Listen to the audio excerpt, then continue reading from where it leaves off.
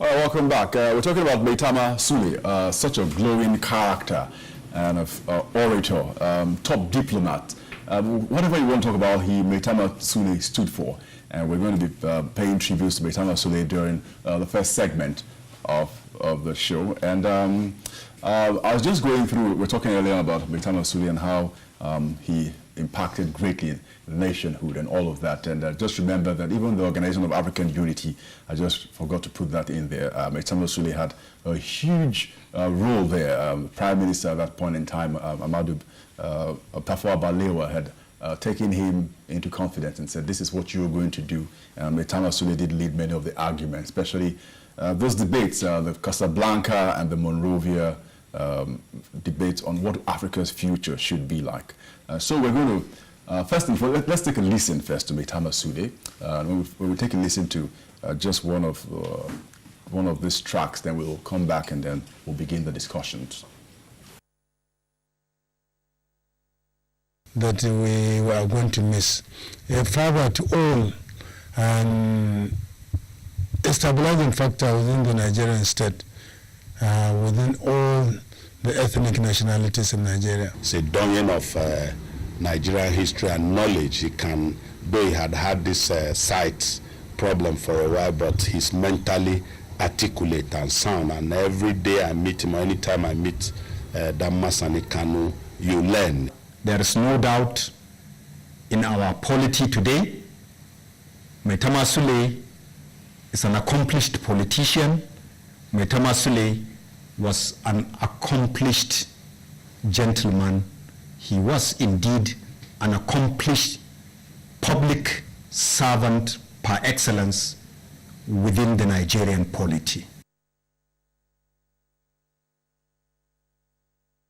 All right, Dan Masson in Kano. A number of senators there paying tributes to Maitama Sule. Of course, if you remember that it's been announced that by the government of Kano State that today is a public holiday and they're waiting for his body also to arrive from Cairo where he died, and then he'll be laid to rest. But first they will also have a state ceremony where people can come and pay respect to Maitama Sule at the palace, the Emir of Kano's palace.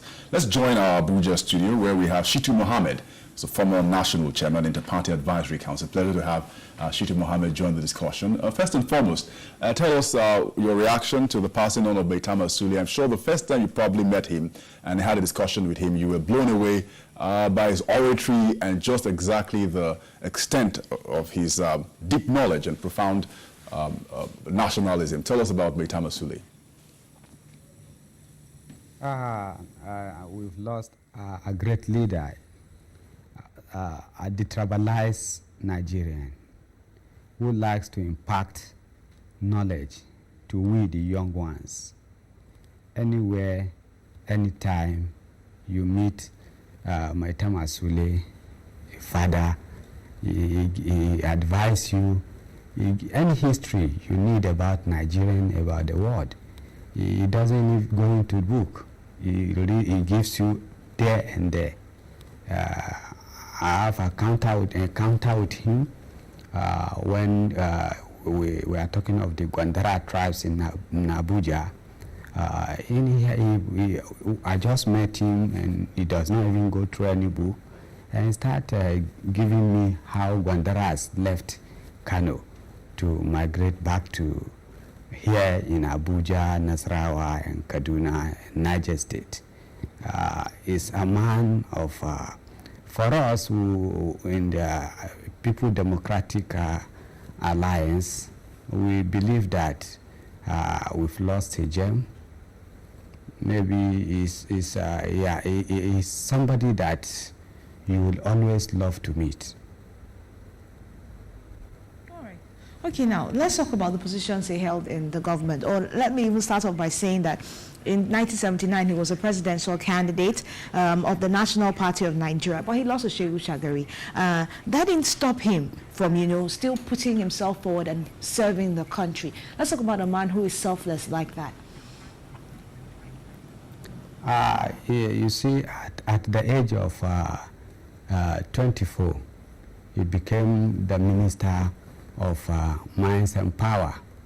And because of his detribalized nature, When he was signing an agreement with Shell Nigerian to mine Nigerian oil, he brought in people like Louis Ojukwu, the father of the Ojukwu today.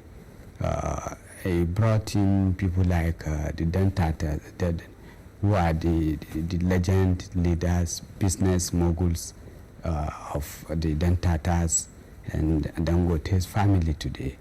You can see he took from the south, he took from the north, and today he became, by 1976, under the General Obasanjo, he became public complaint commissioner. And he is a selfless person who is an anti-corruption. He has started those anti-corruption moves from that time. He came back in 1976, and by 1979, he contested the position of presidential candidacy with President Shagari. And you can never see it in him. He accepted his loss and he go on with life. He went to United Nations. He performed creditably on the issue of apartheid. He confront apartheid, and I think those moments are the best moment that today you see the apartheid was out of South African life. Now, talking of his role as a father, as a leader, as somebody that will be remembered for loving Nigeria, is always there to mediate in any conflict that arises in this country. And I believe that this will have been his best moment that Nigerian is now talking of restructure.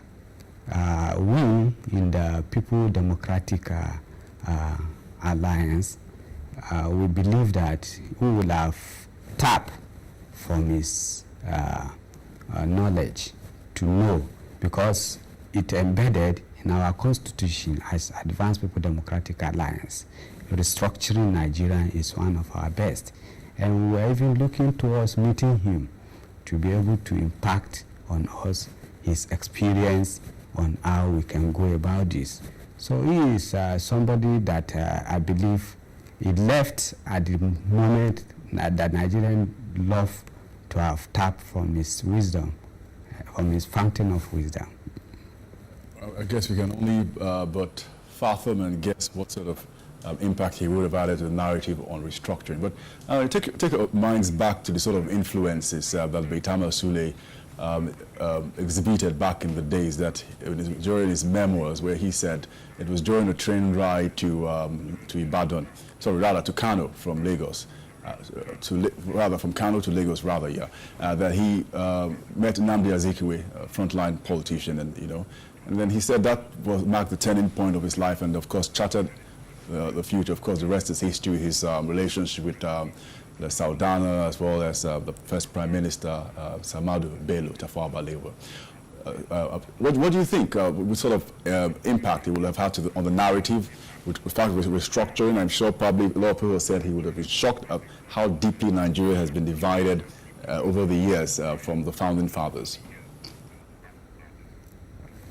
He is one of the Nigerians that have seen it all. I think he's one of the first generational leaders of Nigerian that is left, and he has great knowledge of this country. He has traversed from every part of this country and worldwide.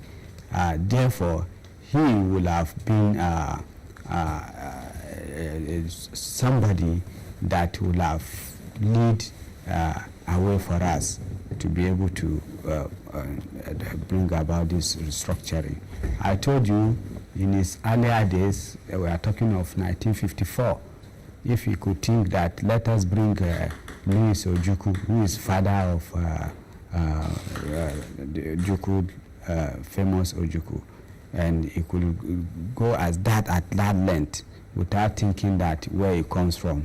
I think this is the best time he will have impact what those experience he had with Dr. Nnamdi Azikiwe, the Prime Minister Tafawa Balewa, because among that generation is one of the best that is around now, and left at the moment. Nigerians need him more, but you know, we believe that as a party, Advanced People Democratic Alliance, we'll do our best to see that this restructuring is put in the table of Nigerian, and will chart a better way for Nigerian for this, on this restructuring issue. It's embedded in our manifesto, and we are going to do justice to that. Okay, let's talk about the fact that Nigeria has been on a journey, and he's been a huge part of this journey. Known as Nigeria's Pioneers Ombudsman, he was the head of the Public Complaints Commission at some point, which was created in 1975. Also, in 1983, he returned to what people would describe as a familiar role under the democratic government as a head of a ministry to tackle corruption. And we know how much corruption is endemic in Nigeria at this point. Let's talk about the successes he made, and how, if institutions had been built on, and his life and the examples he lived by followed, it would have been better for Nigeria today at this point. I want us to note that I believe that this man died a selfless human being who was even nicknamed Anti-Corruption Sir among his peers. He is an anti-corruption person. You cannot see where, I believe by the time they go through his account today, they will not find anything. And you know, the same General Obasanjo appointed him then, and he did creditably, and that is why they nicknamed him Anti-Corruption Sir. And you can see when Obasanjo come back again, he brought Nuhu Ribadu. I think Nuhu Ribadu took the part of Maitama Sule, and I don't know, is somebody, although flamboyant politician, but he lived within the limit of his income, and he impacted those experience throughout his life. It reflects in his life that is somebody that does not care about this worldly material. He believes in impacting knowledge on people than taking billions of dollars and keep somewhere. So he lived it. He lived the life of anti-corruption. He preached it. But I believe he was not having much time in government to have tackle corruption as he may have believed. But he lived it. You can see it in him. I don't believe, and I believe that by the time they look into his account, you can't see anything like that. And then we in the People Democratic Alliance, we believe that we have a better way of tackling corruption, and we'll unveil that to Nigerians. We'll take from what we have get from his experience as public complaint chairman, commissioner, and we will also look at other anti-corruption drives of other people like Ribadu, like this, and we'll put it together. Although we believe that as a party, it is time to tackle corruption headlong, because corruption is what has brought us to where we are today. Corruption is what make us to have become a pariah nation, if I'll call it. But if we tackle corruption, even the issue of restructuring of the country, if we have put our resources and spend our resources in a way, in a manner that people does not just award contract and inflated the price. These are what Maitama Sule stood for. But under their watch, the country went down and corruption became, in fact, is a style as far as this country is concerned. So we as Advanced People Democratic Alliance, we are already putting up a blueprint, and I think we will also put up bills to National Assembly. Until we are able to tackle corruption, we cannot get this country right. So we must sensitize Nigerians. We must live at the legacy of Maitama Sule. This is the best time for us to look at his style, his belief, his teachings, and what he left behind, and then be able to sensitize Nigerians to know. You look today, cannot declare a public holiday because of Maitama Sule. Then is it not better than you taking billions and keeping somewhere? Why do you need the billion for? Better good name is better than those money you are taking away. Now I believe he doesn't have any naira or dollar in any foreign account. But see how it's been celebrated since yesterday.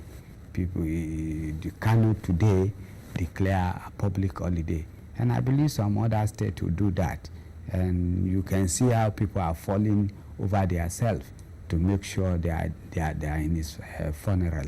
So these are lessons that Nigerians will learn, that not until you pack billions of dollars and keep, what will it do to you? You bring down your nation and you take this money to go and better the economy of other countries, while our youth are there having no job, roaming about the street. And you forget that your grandchildren may also fall into be victim of this, because they could be evicted in those countries. You take them to go and school or to go and live, believing that they have enough money to this. It is time that Nigerians reflect on their life and then do away with corruption and think of how we will all better this country and make it a better country for us to live. And our grandchildren must leave a legacy of anti-corruption, living a model life, and people will later celebrate you than you keep billions that will do nothing to you, that will even destroy your own generation and your children. So it's important for us. It's a big lesson for us. His life is a lesson to Nigeria. All right, thank you very much, Shitu Mohammed. A pleasure speaking with Shitu Mohammed, who's a former national chairman, Inter-Party Advisory Council. We're talking about the passing on of Maitama Sule, great Nigerian. And sorry, also I'm the national chairman of Advanced People Democratic Alliance. Former presidential candidate, go on and on. From the man himself, Maitama Sule, a man who understood the diversity of a multi-ethnic society. He said, everyone has a gift from God. Northerners are endowed by God with leadership qualities. The Yoruba man knows how to earn a living and has diplomatic qualities. The Igbo man is gifted in trade, commerce, and technological innovation. God so created us equally with purpose and different gifts. All right. So we'll leave it at that. Yusuf Maitama Sule, a tribute. We'll take a quick break. When we come back, the rest of the show will continue. Please do not go anywhere. It's Today in STV.